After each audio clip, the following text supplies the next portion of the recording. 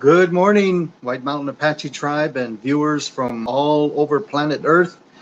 My name is Jerry Gloshay Jr. I work for the Executive Office of the Tribal Chairwoman of White Mountain Apache Tribe. I am the Chief of Staff and honored to work for Chairwoman Gwendena Lee-Gatewood. It's 80 degrees outside and overcast sky. Really nice day. Good day for grilling and just being together, staying home safe and sound. I hope you all are doing well. We have a very awesome guest, and we'll reveal that shortly, so you don't want to leave this program. And let's welcome the Honorable Chairwoman Gwendena Lee-Gatewood of White Mountain Apache Tribe. Voila, there she is. How you doing? I'm doing okay. How are you? Good. Looks like you two are under overcast skies out at Honda.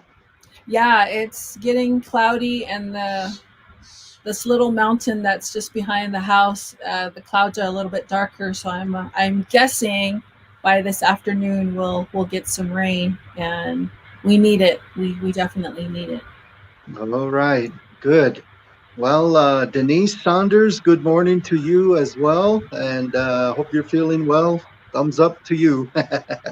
um, you know, I can't help it, Chairwoman. I'm feeling a little somber right now. Um, those of you maybe just tuned in, maybe didn't know or hear, we lost a member of White Mountain Apache Tribe last night. And he was in a high capacity. He once worked at the Vice Chairman Jerome Casey III's office, and then the pandemic came and they made some adjustments and stuff. But sad news to learn about the passing of Brennan Parrish, somewhat similar to my capacity as I work for you, your office, Chairwoman. He done the same for the Honorable Vice Chairman Jerome Casey III. And so prayers go out. You know, his grandfather was the former chairman of White Mountain Apache Tribe, Reno Johnson and Senior. And I cannot, I'll be remiss if I don't say anything on this, but he at one time in church, or actually more, almost every time when there's a passing in his church, because he was a pastor and a chairman, he always reached out to the congregation, the people, to pray for the family and all that are close to the deceased. And so right now my heart is hurting for Brennan's mother, Juanita, and his children. So your thoughts, Chairwoman? It's certainly a shock to find that out last night. It was really just quite a blow, and you could feel it throughout the community. And our thoughts and prayers to his mom, dad, his children, his siblings, his extended family and friends. There he is. Oh. Yeah. Okay. Yeah, he always had a great attitude. He really knew a lot about photography. And when I lost my sister, he didn't lapse any time to send me the condolences. And he told me, he said, your sister gave me some words of encouragement, sat me down, talked to me. We had a great discussion. She treated me like I knew her since forever. And he said, Chairwoman, she'll always be there to look out for you. And I firmly believe that. And my prayers go out to you. That's just the kind of person he was. And whenever we had an assignment, or I had an assignment, and I was trying to think of who to call upon to do assignments, he was always ready to help. And that's with drone footage, right? Because other people didn't have drones. He did. He had the camera equipment. And I would say, Brennan, can you go and do this? And he said, sure. And he would go do it. And his work product was so excellent. it was so excellent that Sports Zone Media, Floyd Simmons and his group hired him on to go travel with them to do the Yeah, that's good. professional sports productions. That's just how great he was. He comes from a tremendously respectful family, a father that works hard, a mom that loves her children. They're very religious and just a very tight knit family. And my goodness, it really is a blow to our hearts and the White Mountain Apache tribe. And we will miss his smile. We will miss his friendly, outgoing demeanor, and prayers for his children. As of today, they don't wake up with a dad. They can't hug him and say, "Dad, I love you," and that truly is just really it hurts for the children. Yes, yeah. Yeah. So good words. I too remember him with that, with the drone. That sticks out number one. He's so good at it. He can make that thing hover perfectly and then come down on the angle and zoom in, and then it's got a HD quality, and Mm-hmm. then he goes back to his production and edits, and man, it's a professional product. Right. And I remember, I do the play-by-play for Ultra State basketball, girls and boys, and he sat in when my partners were not able to make it, and so he really blended in, and he just did it on the fly. That was so neat. Um, yeah, and I think the other major thing was we recently had a celebration of some sort at the police department on the parking lot.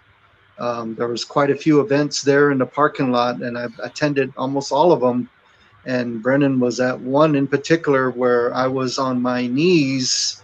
I think I was trying to get a shot from the bottom going up, so that it would cover what was on the ground, on the floor, and so that it would um, be used for Apache Scout, the photo in the newspaper. And I did it, but I had a heck of a time getting up. My old bones, my skeleton bones is just not too good. And there was nothing for me to grip to try to get back up. And poor guy, he saw me and went right behind me and just kind of ready lift me up there and like, oh, thank you, thank you, thank you. So that's Brennan there, So prayers go to his parents, his siblings, his children, entire family. The late Reno Johnson said, pray for this family that just lost a loved one.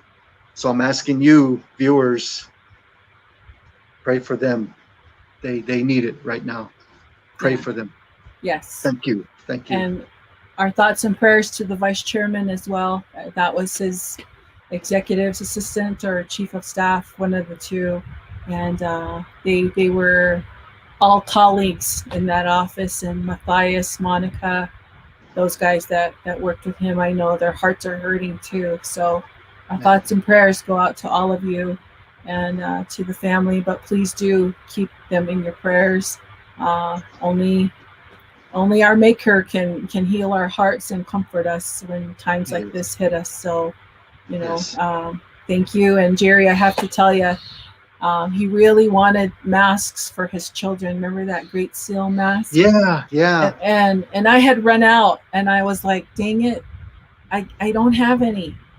And he was like, man, I really wanted that for my kids. I said, well, I will special order a couple for you. And that's what I did. And I had Jalen, our receptionist, I was like, I want this FedEx to him with a note, and here you go. And he sent me a thank you note, and he was very, very happy. And so I'm very glad that we did that, because I was like, and that company normally will not give us an order beyond so much, but I was like, I just need small, this much. Just a few. Yeah. Yeah. and they did it. So Mhm. I am very glad for that. So Yeah. Yeah. Okay. Yeah. yes. Well, yes, people do pray for them and provide comfort to them. Lord, please help them. Thank you.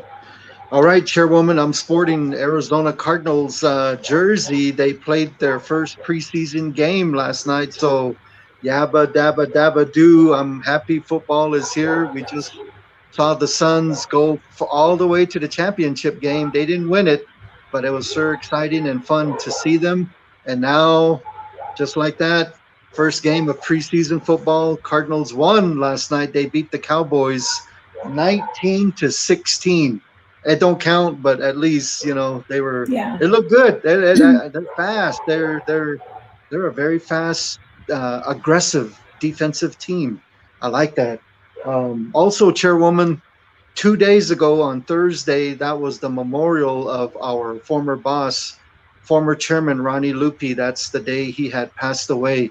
I was able to speak with Geraldine through text. She was hurting, missing him, and she thought of me, and I was just thinking the same thing of them.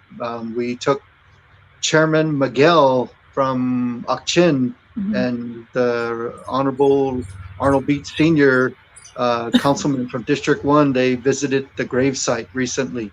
And that's where I was kind of able to make a reconnection saying, we're hanging in there. Chairwoman is doing very good. I'll keep trying my best, and I'm trying to help out with your family as well. I was just kind of talking with him silently around there. Blue Jay kept sitting right there, just it won't move. The Blue Jays, so I don't know, but so yeah, we miss him, and but life goes on, and his grandson Jonathan, our co-worker, Mhm. he's the operator. He is conducting an actual sunrise dance, his first one out at CBQ. The group Oh. that they're a part of, the late Harris Burnett's group, they got a big group. They got 3 dances this weekend, so they're split in 3. He's doing one for them at CBQ, so he asked me to help. I don't know if I can, but maybe tomorrow I can be there. But so yeah. All right, Chairwoman, I'll pass the ball to you. We have a good program, so take it away. Okay, for all of you, just to give you an update on our COVID numbers as of yesterday. I don't have the weekend numbers because that's just the arrangement that we had to have. But as of yesterday, our numbers here, it's 85 positive cases. So Whoa. please, be very careful out there. And the Delta variant is taking a run for it to the unvaccinated people, not just here, all over. And make sure that you wash your hands, all of that stuff. And I know you're fatigued about masks and you're fatigued about all this, but it's either the simple things of doing those things versus getting sick, and we Yeah. don't want you to get sick, and those simple things can really help you.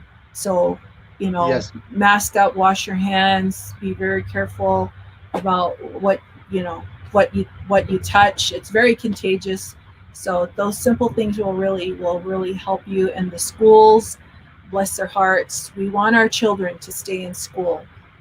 Online, we don't have good internet here. We're doing what we can to get funding. St. Carlos is on board to get this fiber optic map for the state of Arizona to go through our reservation land so that we Yay. too we too can get access to fast, high speed internet, and we all need Yeah. that. And so, with that said, we just have to keep moving along, and we're Okay. doing that. So Good. Good. Well, that's exciting. Thank you, Chairwoman. mhm. We also, you made a declaration yesterday. I was not in the office yesterday. Can you expound on that one? Yes, today is the Navajo Code Talkers Day, and this is a proclamation, and I'll read it to you. The chairwoman of the White Mountain Apache Tribe, by signing this executive order, hereby declares August 14, 2021 to be Navajo Code Talkers Day, a day to be spent in remembrance of our 400 Navajo Code Talkers who bravely served their country in World War II. In the early 1940s, with war raging across the world, these Diné, many of them still just boys, answered the call to fight in the Pacific Theater.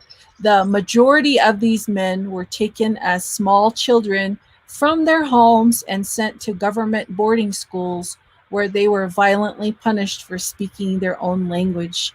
It is painfully ironic that these same students were called upon by the government to use their language to develop an unbreakable code. Indeed, the only code in modern American warfare to be widely used but never deciphered by the enemy. These Navajo Marines underwent intensive training and performed with distinction in combat. They were present and showed exemplary courage at every major battle in the Pacific. During the brutal month-long Battle of Iwo Jima, for instance, Navajo Code Talkers relayed over 800 messages without making even a single error. Their service saved countless lives, and its contribution to the American victory cannot be overstated. Peace secured, these modern-day warriors returned home and further distinguished themselves as leaders, educators, builders, engineers, and businessmen, all while keeping their unique contribution to war top secret until declassification in the 1980s. Some of these men settled on the White Mountain Apache Reservation and helped build up our beautiful homeland. Some Navajo Code Talkers stood with the tribe as we developed our resources and built dams to fill lakes in the 1950s. Many of our tribal members today are counted among the descendants and relatives of Navajo Code Talkers. It is only appropriate that the tribe, with the state of Arizona, commemorate and honor these men. In remembering their selfless sacrifice, it is my hope that we as a people will continue striving for the courage, selflessness, excellence, and fortitude shown by them and by all of our Native American veterans. Therefore, as chairwoman of the White Mountain Apache Tribe, I hereby declare August 14, 2021 to be the Navajo Code Talkers Day on the Fort Apache Indian Reservation. I order that all flags on the reservation be flown at half-staff to honor these brave Marines and their contributions to our country and tribe. Gwendena Lee-Gatewood, Chairwoman, White Mountain Apache Tribe.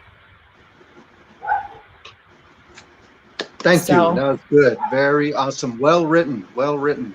Captured. Just captured it all. Thank you. Yes. And our guest today, our guest today is a phenomenal individual. He's a former chairman of the Navajo Nation. He is with us by audio. We were so glad that his daughter Hope could get us connected to him. So, Jerry, if you want to. Yes, that is the Honorable Peter McDonald, former chairman of Navajo Nation at the time. Today, they switch title to president, but back then he was chairman of Navajo Nation and a code talker, one of 4 left.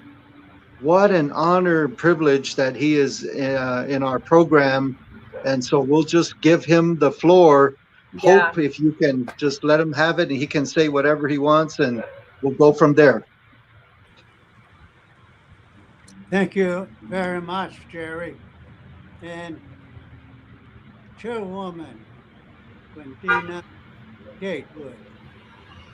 It's super what you folks are doing to recognize the special program that we were assigned to do during World War II. Thank you, cannot thank you enough, especially for the executive order that you have just read. It's beautiful. And I, I cannot say enough. Ahead. Your language and our language is pretty much the same. As a matter of fact, our legend, your stories of creation and our story of creation are almost identical. Mhm. All of those, we all know what it is. So we're very close, cousins, you might say, between Navajo and the Apaches. And thank you for those kind words in your executive order. If you send us a copy, we'll preserve that in our National Navajo Code Talker Museum and let everyone know that a great leader of the White Mountain Apache made this executive order. Yes, I really cherish the relationship that we, the Navajo people, have with the White Mountain Apaches. For a long, long time, I worked with your former chairman, Ronnie Lupi. Mhm. He was a great fighter. All previous Apaches were great fighters. They protected the sovereignty, they protected the land and resources that you all have today, including the language. He was very strong on this. Some days we were together in Phoenix and we spent all night long telling stories to each other and laugh about certain things that are very similar to your heritage and your culture as well as ours. And I want to thank many others who have been helpful to get the Navajo code that was used during World War II. I noticed that Governor Ducey also played a role in writing out or signing a legislation to make this day, August 14th, to be Arizona holiday and to honor those who participated in the Pacific War using the Navajo language. Of course, there are many others like General Mattis, United States Marine Corps General, very, very supportive of honoring the Navajo code talkers. And it's quite an awakening for a lot of people. They didn't know there was such a thing. As a matter of fact, it remained top secret for over 20 years before what we did in the Pacific to help win the war was made public. It was not until 1968 that the United States Marine Corps declassified the Navajo Code. It was a real good code. You know, there are quite a few military codes out there that are being used, even during World War II. But those codes didn't help very much because the enemy was breaking every one of those codes. So the enemy knew where you are, where you're going to be on a certain day.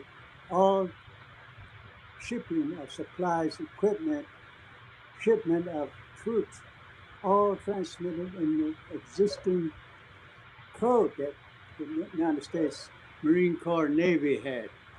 But it wasn't good at all. And the enemy then knew exactly where we're going to be, and consequently they would be there with their submarine, blow up your shipment of supplies, equipment, and personnel until Navajo Code was developed From that day on, August of 1942, when Navajo code was tested on the first landing in the Pacific Guadalcanal. From that day on, Navajo code became official United States military code to be used by Marines and Navy in the all Pacific landings. So from that day on, August 1942, every landing in the Pacific, Navajo code was used. As a matter of fact, they had two communication networks for every landings. Navajo Communication Network for all top secret and confidential messages. Messages you don't want the enemy to know went through Navajo Communication Network. The second communication network that was used in every landing was the English Communication Network. That's for all other messages. Messages you don't care if the enemy understood or break the code that you are using. Went through the English network. These two communication networks work side by side in every landing, in every major units. On the first day of landing, when the first shot is fired, everything starts moving. Navajo code communication network starts coming in and going out. English communication network start coming in and going out 24 hours a day until the island is secured.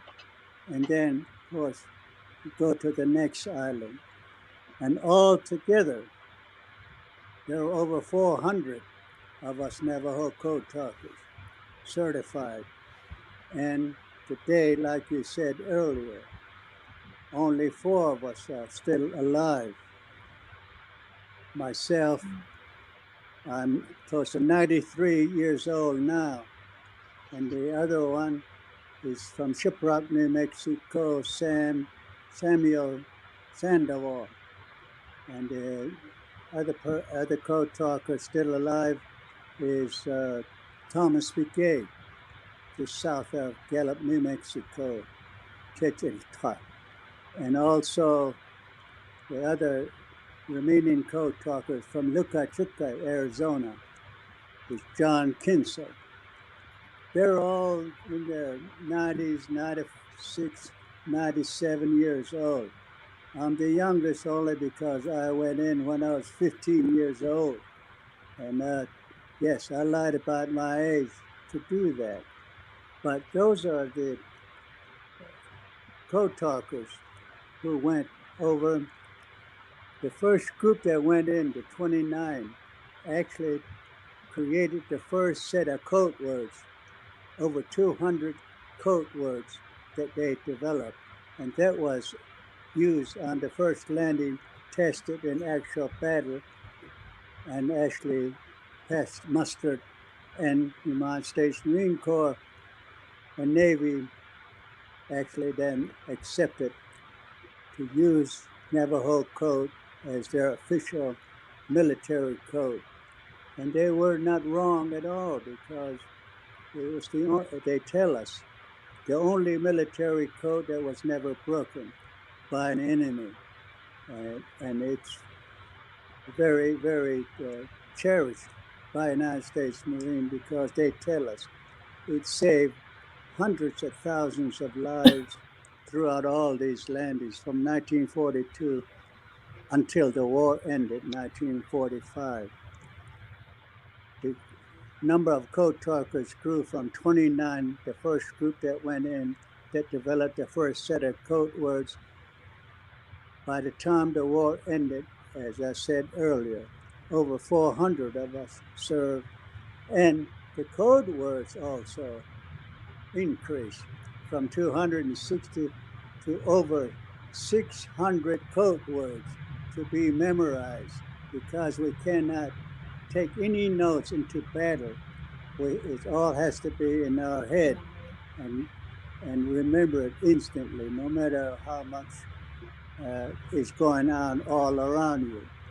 You have to make sure the code that you're supposed to be sending, top secret message usually about troop movements and about enemy gun locations, and also the planned casualty rates, ammunition supply situation, and many other critical information that you don't want the enemy to know, all went through Navajo code.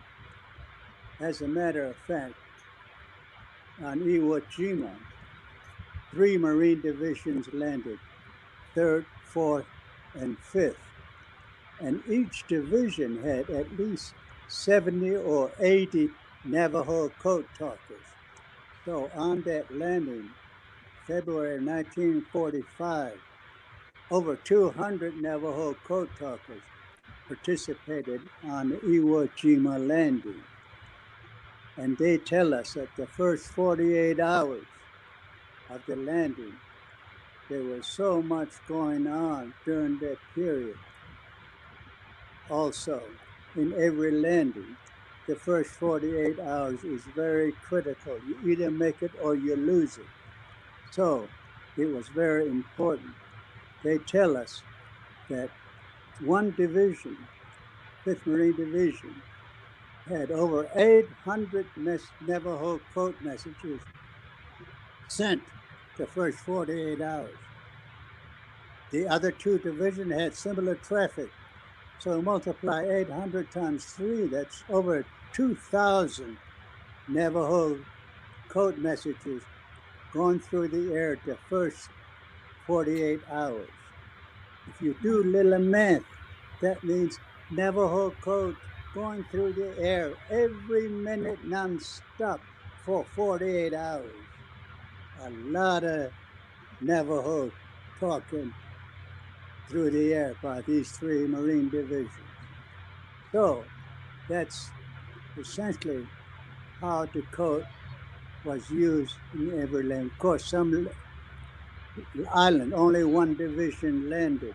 So in that 1 division, only 80 code talkers would be involved in that landing.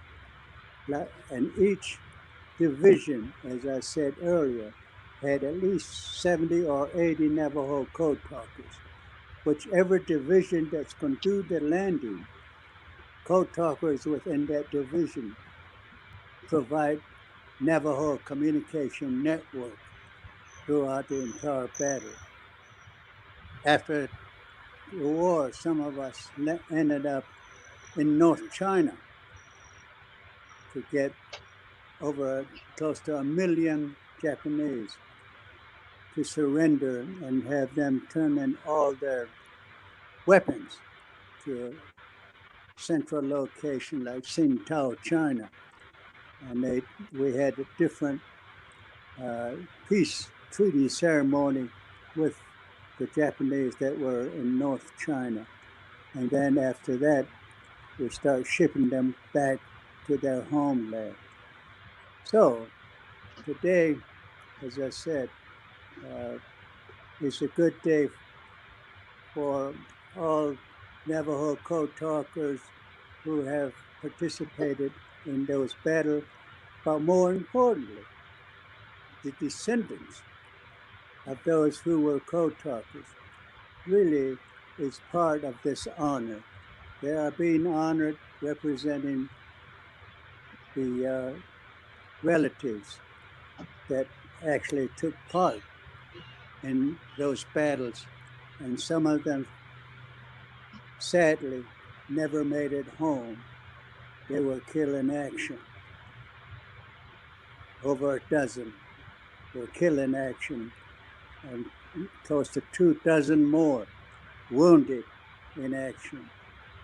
So I want to say thank you to you, to the governor, and also to many others who observe this special day, honoring Navajo code talkers, especially the language.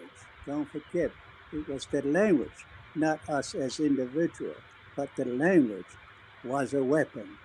And I want to say ahead to all those descendants who are listening, your relative, whether it was your dad or your grandpa who participated, we all must remember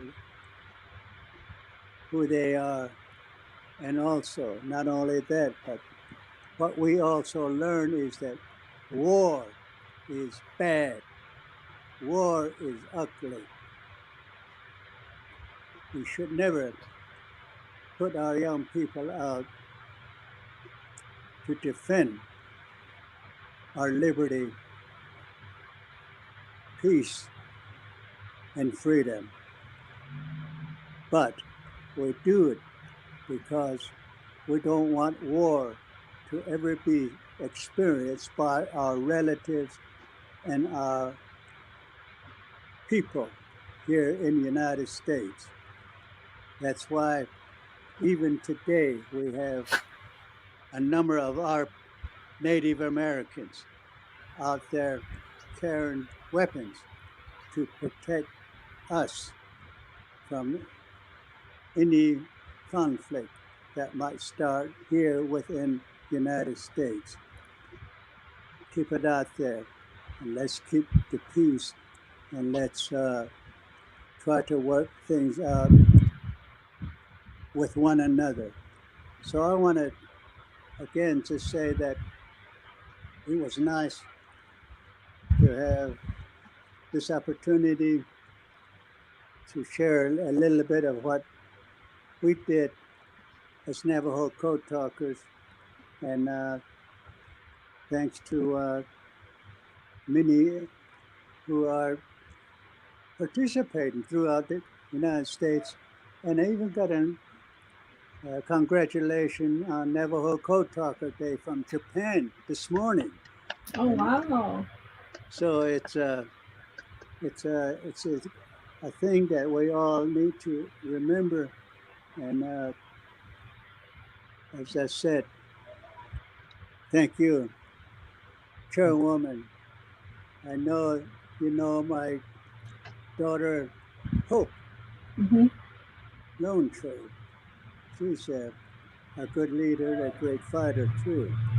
And my wife, Wanda, and my daughter, Charity, my son, Rocky, and my other daughter in Albuquerque, Linda, all say thank you to all of you for making this a special day for all of us. And let's stay in touch, and let's continue to pursue that objective that we all have, all past leaders had. The objective is to make our sovereignty work, and also Yes. to continue to seek self-sufficiency as Native people, and to become self-determining. We call the shot as what we want to be, where we want to be, and teach our children, grandchildren, to seek those goals and objectives.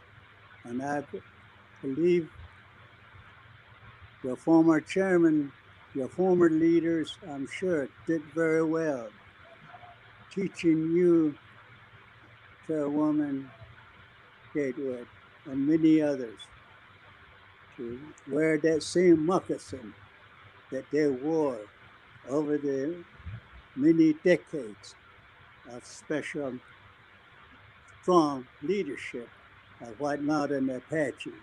And we're very happy that we have interchangeable not only language that we use, but we help each other.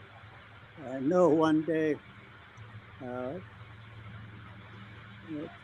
your Chairman Lupi delivered a beautiful Christmas tree here to my backyard. Merry Christmas. He said, this is the tree from the White Apache Mountain. So this kind of relationship is very, very good. All of us who are the original owners of this land we call United States, the first owners. They call us Native Americans. Of course, we're natives, but we're also first Americans, and want to protect this land that was created for us by our great maker. Hassan Hipodat A. Ado Sanakle Tigintanlini, all of those who actually put this land here for our use and make a good living off of it. And that's what we want. That's what all tribes want. So I want to say, thank you. If you have any questions, Alec, I'm here to answer. Ahehe, na kenanse, nantan, salada, marine, lini no yay, ahehe. You know, you've really given us a historical viewpoint of you as a Marine, as a young boy, 15 years old. My goodness, I can't imagine sending my 15-year-old when he was 15 off to war. I mean, my goodness, and to use that precious commodity of the Navajo language to defeat the enemy in the pursuit of war, and the unbreakable code that has a significant place in our American history, you know, that earful of sounds never before heard across the great oceans to help the United States of America. It is a tremendous tribute to the Navajo code talkers to know that there are a few left and that you're one of them. And just hearing you talk, your mind is still very sharp, and you can communicate effectively, and you draw on that tribal language and you know, your own battles that you have fought in your life as a young boy to now. My goodness, you know, the Creator has definitely blessed you. We're blessed to have you. I'm honored and humbled to know you and your family, and I draw strength from your courage, your patriotism to defend our land and, you know, our tribal people. It's in our DNA, to me, that we're always fighting for our land and our family, and you reflect that. And I just want to thank you on behalf of the White Mountain Apache people, all of Indian country, you know, all of our communities. If it weren't for that unbreakable code, you know, where would we be now? Jerry, I don't know if you will have any comments or questions for. I'll make it quick here. Behind me is the Great Seal, and basically the overall image is Great Seal, White Mountain Apache tribe in a circle, but in the center is an image of a headdress, crown dance. You know, their ceremony is still alive today here. Sometime on that headdress that we use today and yesterday, they draw a hummingbird on it to send message to Creator to help us, the people. And sir, you, the Navajo code talkers, all the code talkers that we had, you remind me of the precious little tiny hummingbird that can do a big thing. And so thank you for doing that. And honor privilege, really, sincerely, just to be a part of this conversation. So, thank you, sir. Stay well. We'll be praying for each other, okay? All right. Jean, thank you. John, yeah. Lijon, ado, nikito, ya teho, keho no tindo le, nasi des kango, ado kon, yahi tihi, ba hol neki, afto, nikito, nikahane holon. Saying that I know you understood some of the words I'm saying, but it's sort of coded in a way because what I'm saying is that it's beautiful how we Native Americans have survived all through these 200-300 years and still maintain the culture and the heritage that was ours from the very beginning. And we should continue to teach our children, grandchildren, the language, because there's so many words that has no equivalent in English, our words. It's only understood and can be visualized if it's said in our own language.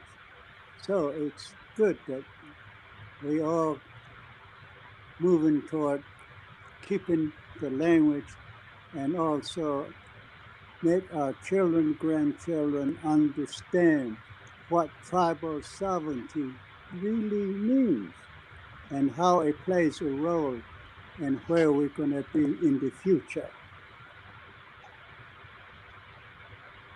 That is correct. We need to teach our children about our culture, our heritage, our language. It truly makes us who we are, and the way we speak in our language. My dad, who used to travel all over Navajo land and other tribes to go rodeo, would always say, you know what, you really understand the core of how you're being spoken to when it's in your own language, and it comes with the songs too, and it really hits our inner being because it came from time immemorial. He said all those generations before you, all of that spoken hits you in the heart. That's why it is so profound, he used to say, and I agree with that. The songs, our thoughts, our ability to sink into the prayers, that's how connected we are as Native Americans, and it's still alive today. And we're very, very grateful and humbled by the ancestors, and we're their beneficiaries to what they learned and taught us, and we carry it forward. And you as a wisdom keeper, Chairman McDonald Nantan, I cannot say enough thanks to you and all the other military out there, men and women today, who go to the front lines so that our sovereignty here is protected. Good, very well put. And when I was going to boarding school, we had a Gatewood. James Gatewood was his name. I don't know whether that Gatewood name comes from Apache or it came from Navajo. Okay. Yeah. That's good. All right, Chairwoman. Well, it is really awesome you did that proclamation. And then, we have one of the co-talkers on the show. I know. Oh, my goodness. So it's okay that he takes the time to share, yeah. Yeah. And he so, can have all the time he wants. But we'll keep praying for him. He's 92 years old and very crisp thoughts in his words, so thank you, man. All right. Yes. Okay. Thank you for joining us. Appreciate it. I mean, it really hits your heart, Jerry, when you think of, first of all, he's an elder. Second of all, going to war when you're 15. What were you doing when you were 15? Trouble. I mean, and his shadow of his leadership extends to his children now. Hope is a leader, his other daughter, Charity, his wife, Wanda, all of his family. They're very renowned and respected for what they do. And just very, very grateful that he was able to join us. A dear friend of our former boss, and we have that connection. So I'm really honored that he was able to join us today. I heard one of them from the past that had passed on maybe about 15 years ago. He was talking about turtle. Its general shape, when it puts its feet back in, but its head's still out, it looks like a tank. And so move the turtle forward or something like that. Okay. Those words were used, yeah. All right, Chairwoman. Well, this week, very important tribal council meetings took place. What do you want to inform us on that? You can do our tribal hunting regulations. You can get 8 tags per zone for the species that you want. So you do the math, you do your budget, what you can afford. But we had a long, drawn out discussion on that. But in the end, when you're in a heated battle like that, you compromise. You realize what you need to do for the positive outcome of what we're trying to achieve. So 8 tags that you can put in for. Now, does that mean you have to get 8 tags? No. If you want to do just 1 per species per zone, that's up to you. But the limit is 8. So I was telling Jerry earlier, so if you want to do mule deer and elk, 8 tags per, for 1 and 4 zones is what, 32 tags. And then 32 chances. Okay. Yeah, because there's 4 zones, right? 3A, 3B, Unit 8, 1 and 2. Yes. Yeah. Yes. So, or is that 5? But anyway, those are available to you. And now this is important. Archery. August 21 and August 22 at 9 o'clock, there will be free classes for tribal members. You have to complete this class to be eligible for any White Mountain Apache Tribe game and fish big game archery tags. You need to bring your own archery equipment to the class. It is free, and that'll be August 21 and 22. Put that on your calendar. Good. Very good. Yeah. We're very lucky. White Mountain Apache Tribe we're so lucky. Man. Yeah. Could you imagine? Yeah.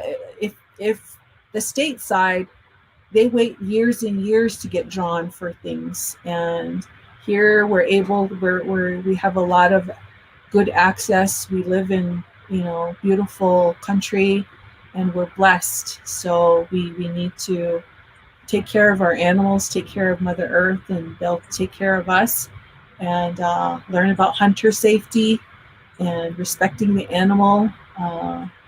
Those kinds of things we need to teach our children too. So that's what happened. And then another thing that happened was yesterday, I was privileged and honored to attend the investiture of D. Stephen Williams for the judge of the Court of Appeals for the state of Arizona. I was honored to say the prayer there. And if Mr. Producer could put up that photo of Supervisor Whitesinger giving the talk there at the event, and Judge Williams in the background. I don't know if you're able to put that up at this time. I just wanted to show all of you viewers that our county supervisor, Donna Faye Whitesinger, who is a tribal member representing the county leadership, was there also paying tribute to Judge Williams. And he is a phenomenal individual of the White Mountain community. He's a former stake president of the Church of Jesus Christ of Latter-day Saints. He's been a judge over in the Apache County, and just a very outstanding family. And so I was grateful to attend that. And then after that, I zipped down to Fort Apache to help my nephew. He's co-sponsoring a dance this weekend. So it's just been very, very busy. And that was one of the announcements that I had, the COVID numbers. And then I believe, I'm not sure what the producer also may have, if he's able to put that up by now. If not, then I'll turn it back to you, Jerry. Okay. Ron, do you have that photo of Miss Whitesinger and the judge in the background? There we go. Okay. Yeah. Good. And see that Pendleton there? That Yeah. that Pendleton, the artwork on that Pendleton is benefiting the Native American College Fund. And that design was drawn by a White Mountain Apache woman, young lady, and she's also half Apsalaga Crow from Montana. And she drew the design on that blanket. Her last name is Anderson. I can't remember her first name, I apologize, but that blanket was also on display at the investiture, and Donna Fay did an excellent job recognizing that our Native people have been, this is our ancestral homeland, and the rule of law and the importance of justice and sovereignty truly reflects on who we are as human beings, and carrying that forward in our daily lives, so that we give the opportunity to resolve conflicts in the courts, in the court system. She did an excellent job. I was very, very proud of her, and her son Dylan Baca, up and coming. I'm looking at him as a political leader of the future. Was there too. A lot of leaders were there locally and from the state. The governors, Annie Foster, the general counsel for the governor, was also there doing her tribute, and very great and honored. Congratulations to D. Stephen Williams from the White Mountain Apache tribe. Yes. Congratulations. If he's watching, congratulations to you and your family. Yes. Very honored to your whole family. All right, Chairwoman. I really don't have anything else. Was there any other announcements that you might have as well? No, just, the rains. If it's going to rain, if you need sandbags, prepare your area. Make sure you get your sandbags. That's from Public Works. We just had our community cleanup a few weeks ago. Thank you to all of you. And I've been out because of funeral for my sister, that type of thing. And then I got one. Obligations too. So yesterday I ate in Flagstaff, Arizona. I'd never been to this restaurant, La Fonda. Awesome Mexican food. Woo, it was good. But you know what? We kind of drove by near NAU. You can see all the excitement, a lot of touring and stuff like that. So the young ones, the young adults are going back to school. Keep them in your prayers, all of them, and they stay safe and learn as much as they can. So those of you freshmen, sophomore, anyone in college or university, best wishes in your future, and don't ever give up the fight. Okay, keep persevering and just do your best. That's all we can expect. Just do your best, and you'll be fine. Yes, definitely. All right. Well, I guess that will conclude today's program. I don't mind doing the blessing if you don't mind. Okay. No, I don't mind. All right. Yeah.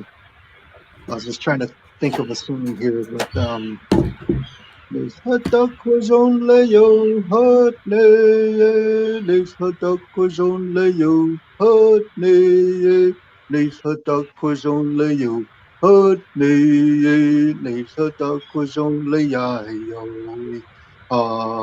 les hotdogs only yo hot ne, ne sata kujon leo, hot ne sata kujon leo, ha.